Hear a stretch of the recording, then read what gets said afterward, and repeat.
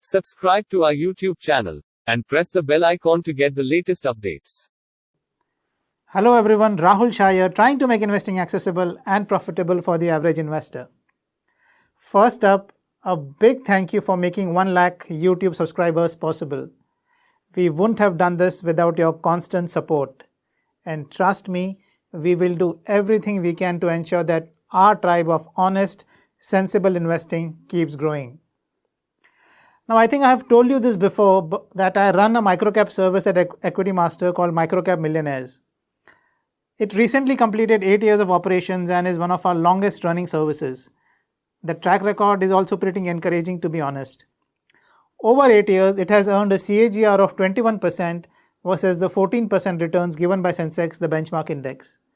Now, worth highlighting that the 21% CAGR has been achieved despite half the corpus staying in fixed deposits almost all the time. 21% CAGR has been achieved by investing only half the corpus in microcap stocks. The other half almost always stayed in fixed deposits. So from a risk-adjusted point of view, the performance has been even better.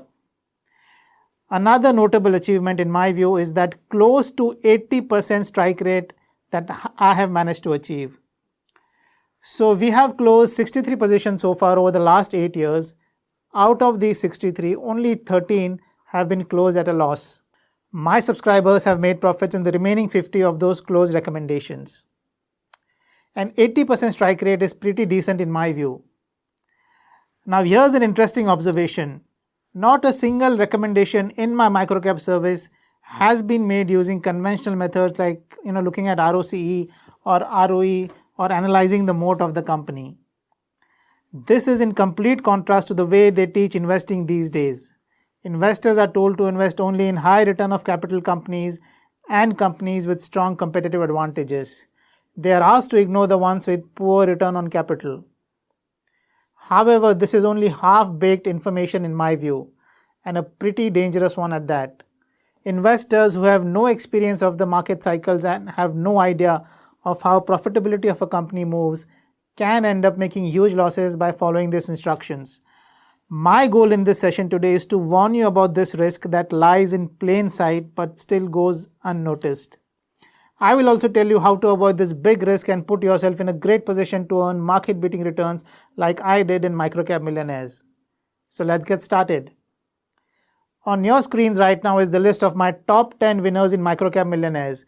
These are the stocks that have gone on to give maximum returns to my subscribers since the inception of the service. Those numbers are impressive, aren't they? Especially when you consider the relatively short holding periods of 1 year to 1.5 years on an average. Now here's the return on capital employed or the ROCE that these top winners had in the latest financial year when the recommendation was made. For example, Titagarh Wagons had just a 2% ROCE in the financial year that was closest to the date of recommendation. Graphite India had a pathetic 1% ROCE, Puravankara 9% and so on. Now there are some decent numbers like 13%, 15% and even 18%, but there's nothing that's off the charts. I see a lot of investors wanting to invest in companies only if they have consistent ROCEs in the region of 20% or 25% or even more. Most of these investors will reject these companies outright. So why is it then that I recommended these stocks to my subscribers? What made me so confident that these stocks could give market-beating returns over the next year or two? Well, the answer lies in these next two slides. Here's the first of the two. Although most of these companies had poor return on capital employed in the year they were recommended, their average ROCEs of the last 3 years was pretty decent. With the exception of Kanoria Chemicals, all the other companies had ROCEs in the mid to high teens. Some like Graphite India and Navin Fluorine had average ROCEs as high as 59% and 30% respectively. So these were not companies that had permanently low ROCEs. These were decent quality companies that were just going through some tough times and therefore had 1 or 2 years of low ROCE. So the big lesson here is that don't look at just 1 or 2 years of ROCE history of a company. Check out their average ROCEs over a 3 to 5 year period at least, and if possible even more. If the average ROCE over the past few years is on the higher side, chances are that it is not a bad business. Now, another reason I recommended these stocks despite their low 1-year ROCE is this table. Mr. Market was expecting these stocks to have permanently low ROCEs and therefore had priced them as if they are going bankrupt. Look at the second column of price to book value. Each and every stock on the list was trading at a big discount to its latest book value. It is as if there was a big sale going on in these stocks, with each stock trading at 40%, 50%, even 60% discount to its true value.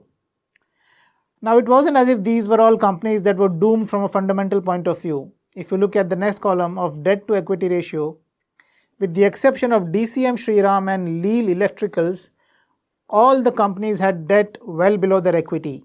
In other words, these companies had staying power as their balance sheets were quite strong. These were not some highly leveraged companies where there was a high risk of the company going bankrupt. Besides, take a look at their fully diluted EPS for the previous 5-year period at the time of the recommendation. Only Titagarh Wagons has had 1 year of negative EPS. This means that only Titagarh Wagons had made a loss in one of the financial years.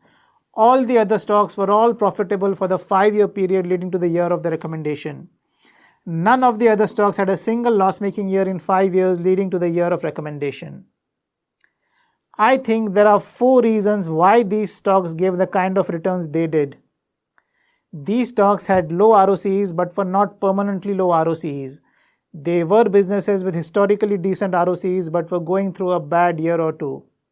However, Mr. Market was assuming that these companies will have permanently low ROCEs and was therefore pricing them as if these companies are going to go bankrupt. But these were not bankrupt companies, as evidenced by the strong balance sheets and consistently profitable operations. Hence, these were stocks that had a very strong chance of making a comeback. And when they did, they ended up rewarding the investors in a big way.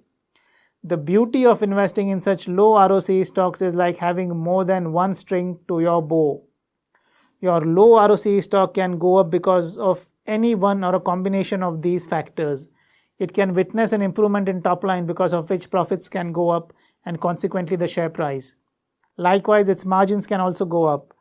The P multiple or the price to book value multiple of the stock can expand and oftentimes disproportionately because of the improvement in fundamentals.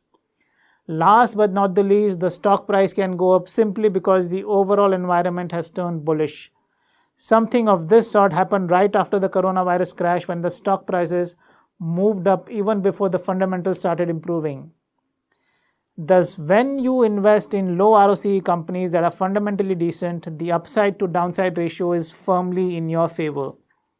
Which is why I eventually adopted this method of investing and started recommending stocks on the same lines to my subscribers as well. Now, the reason most people don't end up following this approach is because they are afraid of going in the opposite direction of the crowd. They are afraid that they will end up losing money if they act in a contrarian manner.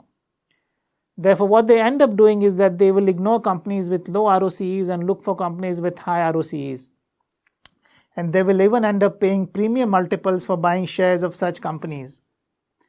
However, as I just pointed out, ROCEs for most companies move in cycles. This means that a high ROCE period is followed by a period of low ROCE and vice versa.